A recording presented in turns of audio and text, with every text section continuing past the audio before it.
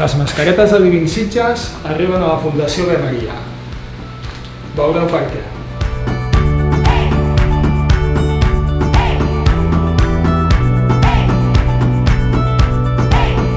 Estem dins de Fundació Ave Maria perquè des de Living Sitges hem creat una iniciativa solidària per contribuir amb una necessitat que tenen en aquest moment degut al Covid i volem que coneixeu una miqueta millor quina és la feina d'aquesta fundació que tenim aquí al centre de Sitges i ho farem a través del seu vicepresident, Antoni Reverter.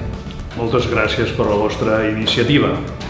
La Fundació Ave Maria té 30 anys d'experiència i és una fundació privada que es va crear a Sitges per atendre a persones amb una discapacitat intel·lectual d'un grau elevat.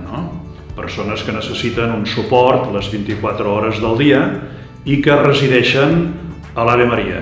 O sigui, a la part del darrere tenim instal·lacions on fan una vida amb suport. Aquesta és la nostra funció principal. Tenim 67 persones acollides al nostre centre.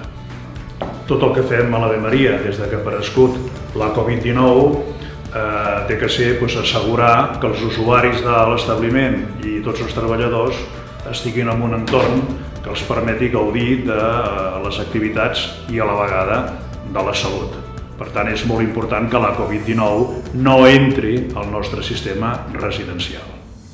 D'altra banda, tenim 66 famílies que volen veure els seus fills el més sovint possible i aquestes famílies tenen que arribar i seguir tot un procés de mascareta, de guants, de desinfecció, etc. Ara ho fem amb 2 carpes que hem instal·lat al pati, però ja s'acosta l'hivern i tenim que passar uns espais on puguin estar més confortables. Per tant, la intenció és fer una sala de visites protegida de la Covid-19 a dins d'un contenidor. Per tant, hem encarregat a l'Institut de Robòtica, que és, diríem, una miqueta el braç armat tecnològic de l'Ave Maria, com podríem tenir un espai desinfectat ràpidament entre visita i visita. El que farem és instal·lar unes llums d'ultravioleta C, que és un espectre que no és visible per l'ull humà, i aquestes radiacions, que són electromagnètiques, el que té un poder molt alt germicida.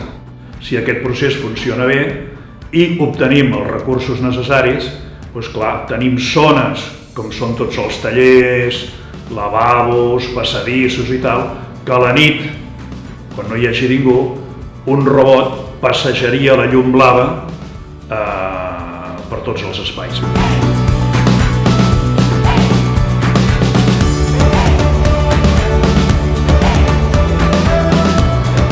Bé, ara estem a dintre d'aquest contenidor.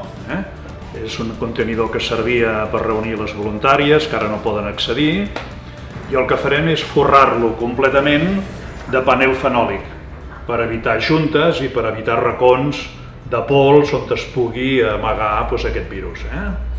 Llavors tindrem aquí una sala amb 2 portes, una porta d'entrada i una porta de sortida.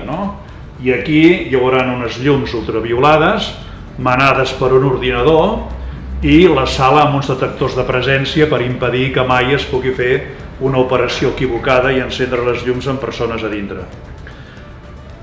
Els visitants, quan entrin, aniran en aquesta zona per poder signar els registres corresponents, poder-se posar els EPIs, poder-se posar la bata i entrar. I de la mateixa manera a l'hora de sortir. I l'usuari entrarà per aquella porta i anirà cap a l'establiment. Aquest serà un entorn segur i separat del sistema residencial.